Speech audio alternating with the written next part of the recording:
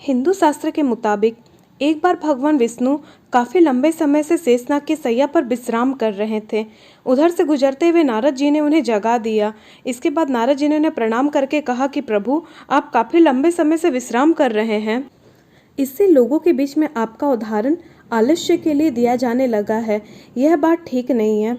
नारद जी की बात सुनकर के भगवान विष्णु ने शेषनाग के शैया को छोड़ दिया और तपस्या के लिए एक शांत जगह ढूंढने निकल पड़े। इस प्रयास में वह हिमालय की ओर चल पड़े। तब उनकी दृष्टि पहाड़ों पर पड़े बद्रीनाथ पर पड़ी। विष्णु जी को यह स्थान तपस्या के लिए अच्छा लगा।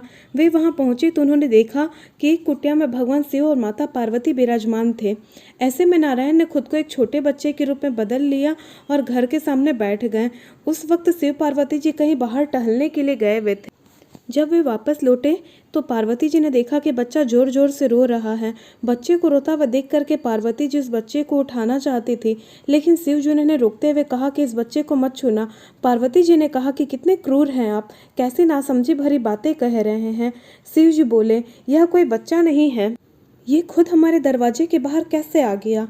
आसपास कोई भी नहीं है, बर्फ में इसके माता पिता के पैरों के निशान भी नहीं है, ये बच्चा ही नहीं है। पार्वती जी ने कहा, आप कुछ भी कहें, मुझे इससे फ़र्क नहीं पड़ता। मेरे अंदर की माँ इस बच्चे को रोते हुए नहीं देख सकती।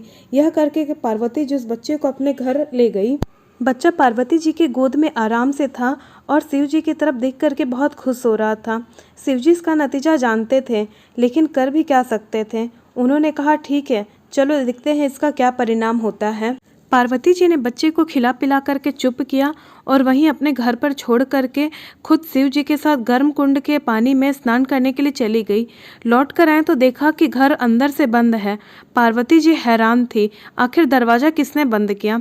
शिव जी बोले, मैंने तुमसे कहा था कि इस बच्चे को मत उठाना, तुम इसको घर के अंदर ले आई और अब इसने दरवाज़ा बंद कर लिया है। पार्वती जी ने कहा कि अब हम क्या कहें। शिव जी के पास दो विकल्प थे, एक जो उनके सामने है उसे जला करके भस्म कर दें और दूसरा वे वहां से चले जाए और कोई और रास्ता ढूंढ लें। उन्होंने कहा कि चलो कहीं और चलते हैं, क्योंकि ये तुम्हारा प्यारा बच्चा है, इसलिए मैं इसे छू भी नहीं सकता हूँ। इस तरह शिव जी अपना ही घर गंवा बैठे और शिव पार्वती जी एक अवैध प्रवासी बन गए। वह रहने के लिए भटकते हुए सही जगह ढूंढने लगे और आखिरकार केदारनाथ में जाकर के बस गए। आप पूछ सकते हैं कि क्या वह इस बात को नहीं जानते थे, लेकिन कई बार ऐसा होता है कि आप कई बातों को जानते हैं लेकिन फिर भी आप उन बातों को होने देते हैं।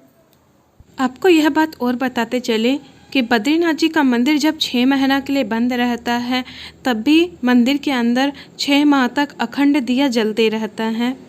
अक्षय तृतीया पर जब बद्रीनाथ जी के कपाट खुलते हैं, उस समय इस दीपक के दर्शन का बड़ा महत्व बताया गया है।